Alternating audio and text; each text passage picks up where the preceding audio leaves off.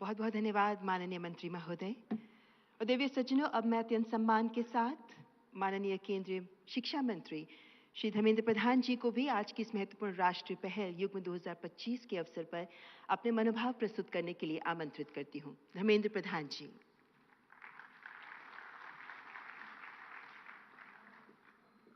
हम सभी के मार्गदर्शक देश के प्रधानमंत्री माननीय नरेंद्र मोदी जी, केंद्रीय मंत्री डॉक्टर जितेंद्र सिंह जी, जयंत चौधरी जी, सुकांत मजुमदार जी, आदरणीय श्री रमेश वाधवानी जी, फाउंडर तथा chairman Wadhwani foundation, doctor Ajay केला, सीईओ वाधवानी फाउंडेशन, देश के जाने माने शिक्षाविद, उद्योग जगत के प्रमुख नेतृत्व, नवाचार की अन्वेषी, एंटरप्रेन्योर्स, फिलैंथ्रोपिक पार्टनर्स, अन्य महानुभाव तथा मीडिया की साथीगण, सभी को नमस्कार।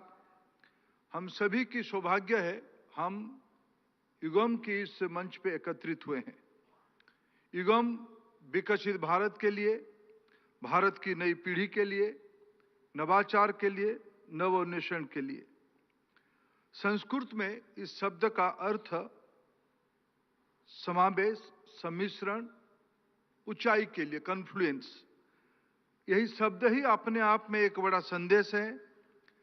आज देश में इनोवेशन, नवाचार, नई नियुक्ति की प्रक्रिया, आत्मविश्वास की ये पद्धति इसीलिए संभव हो पाई है। इसके पीछे हिमालय की चट्टान की तरफ माननीय प्रधानमंत्री जी के नेतृत्व, जो विशेष करके युवा पीढ़ी के मन में एक नया उत्साह भरा है। राष्ट्रीय प्राथमिकता को ध्यान में रखते हुए अपने अनुसंधान को, अपनी मेधा को समर्पित करना, देश को विकसित भारत बनाने के समर्पित होने का ये एक मंच बना है। ये इसीलिए संभव हो पाई है, हमारी एक सामूहिक प्रयास है। मित्रों, 2014 के पहले देश में उच्च स्तरीय शिक्षानुष्ठान में केवल 3 ही रिसर्च पार्क होते थे। 2014 के उपरांत आज तक 6 नए रिसर्च पार्क आज देश की युवा पीढ़ी के लिए समर्पित है, काम कर रहा है। अभी सरकार की सामूहिक प्रयास से और नया 13 रिसर्च पार्क की कल्पना, उसकी सपना हम सब लोग देख रहे हैं। मित्रों, माननीय प्रधानमंत्री जी के मार्गदर्शन में राष्ट्रीय शिक्षा नीति के तहत अनुसंधान नेशनल रिसर्च फाउंडेशन एक दृढ़ स्तंभ, एक सुखद स्तंभ के रूप में, एक प्रयास के रूप में इंडस्ट्री एकेडमिया की कोलैबोरेशन और को फंडिंग का एक नया मंच बनते जा रहा है। आज emerging technologies and deep tech में इसके महत्व को ध्यान में रखते हुए इसको अनेक विषय में मल्टी सेक्टर, मल्टी प्रायोरिटी के साथ उसमें आज हम काम कर रहे हैं। मित्रों, सरकार की ओर एक सफल प्रयास पिछले 11 साल में विशेष करके तरुण छात्र और युवा पीढ़ी के अंदर नवाचार को, इनोवेशन को कल्चर ऐसे ही नहीं बना है। अटल इनोवेशन मिशन माननीय प्रधानमंत्री जी की एक अनोखा परिकल्पना है। उसकी सफल प्रयोग 10,000 स्कूल्स में अटल टिंकरिंग की लाभ पे रूप लिया है। उसकी सफलता को देखते हुए 2025-26 की वित्तीय वर्ष में माननीय प्रधानमंत्री जी ने आने वाले 5 साल में और नई 50,000 अटल टिंकरिंग लैब को देश की सरकारी स्कूलों में खुलने का अनुमति दिया है। मैं माननीय प्रधानमंत्री जी का आभार प्रकट करता हूं। मित्रों, 2014-15 में देश की हायर एजुकेशन में 3 करोड़ 42 लाख बच्चे पढ़ते थे। आज 2021-22 की जानकारी तक देश में 4 करोड़ 46 लाख विद्यार्थी आज पढ़ रहे हैं। यह पिछले 10 साल की उच्च शिक्षा की एक सफल प्रमाण है। मित्रों, आज मैं अगर विश्व पटल पे भारत के बारे में कैसे लोग सोचते हैं, मैं एक आस्पी ऑस्ट्रेलिया के प्रमुख, विश्व के प्रमुख टेक्नोलॉजी ट्रैकर की समीक्षा को अगर भारत की दृष्टि से भारत की ओर देखता हूं, विश्व की 64 क्रिटिकल टेक्नोलॉजी में से 45 में आउट ऑफ 64 45 टेक्नोलॉजी में पहला 5 स्थान में आज भारत खड़ा दिख रहा है। यह भारत की सामूहिक उपलब्धि है। 2015 में 11 institution QS world university ranking के अंदर आते थे। आज 2025 में ये संख्या बढ़ के 46 तक पहुंचा है।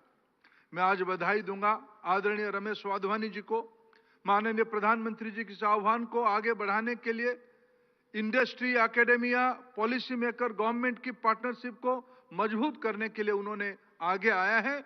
और आज हम सबके सामने कई नई इनिशिएटिव की शुभारंभ किया गया है। उसमें से मैं प्रमुख मानता हूं 1400 करोड़ रुपया की इस पार्टनरशिप का नींव रखना, फाउंडेशन रखना। उसकी लाभार्थी एएनआरएफ होगा, एआईसीटी होगा, भारत की प्रमुख आईआईटीज और आईआईसी होगा। इसके अर्थ भारत की मेधावी नई विद्यार्थी होगा, युवा होगा।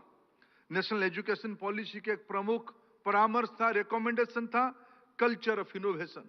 मैं आज जिम्मेवारी के साथ कह सकता हूं, माननीय प्रधानमंत्री जी की मार्गदर्शन में आज विश्व में हम अपना स्थान बना रहे हैं। 2015 में ग्लोबल इनोवेशन इंडेक्स में हमारी स्थान 81st पोजीशन पे हम थे, 81वें स्थान पे हम लोग थे। आज 2024 में ग्लोबल इनोवेशन इंडेक्स में हमारी स्थान 39 तक पहुंची है। ये केवल वक्तव्य नहीं है, ये प्रमाण है। आज मैं युगम वाधवानी इनोवेशन नेटवर्क की सुपर हब्स और इनोवेशन सेंटर्स के माध्यम से देश की युवा पीढ़ी में देश की प्राथमिकता, देश की आवश्यकता, देश की सामान्य लोगों की जरूरत को पूरा करने के लिए, अपने उद्यमिता की ओर बढ़ने के लिए इस प्रयास को समर्पित करता हूं। विशेष करके मैं आभार प्रकट करूंगा माननीय प्रधानमंत्री जी और वाधवानी फाउंडेशन का। हमारी रिसर्च इकोसिस्टम पे अभी चर्चा किया गया है, आइडिया टू प्रोडक्ट। मित्रों, हमारे देश में सारे संभावना होने के बावजूद हैंड होल्डिंग के अभाव से पिछले कई दशकों में हमारी रिसर्च पेपर में सीमित होता था। हमारा आइडिया में ही रहता था भारत के अंदर, वो आइडिया बाहर जाके हमारे पास प्रोडक्ट होके लौटता था।